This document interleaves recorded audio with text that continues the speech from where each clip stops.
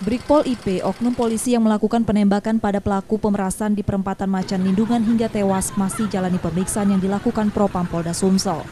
Pemeriksaan dilakukan untuk pendalaman motif penembakan. Propam juga masih menggali keterangan apakah oknum polisi yang bertugas di Polres Oku itu terancam sehingga menembak korban atau ada motif lain.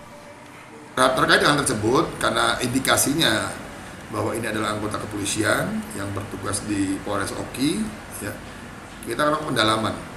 Kira-kira apa yang menjadi motif daripada yang bersangkutan melakukan penembakan? Apakah yang bersangkutan dalam posisi yang terpaksa, dalam hal ini adalah melakukan pembelaan diri? Karena dari hasil pemeriksaan saksi yang ada di lapangan, pelaku ini menggunakan senjata tajam. Dari hasil pemeriksaan sementara, Brigpol IP menembak karena diperas dan dikejar korban menggunakan senjata tajam ketika menolak permintaan korban. Yudi Kiswanto, Kompas TV, Palembang.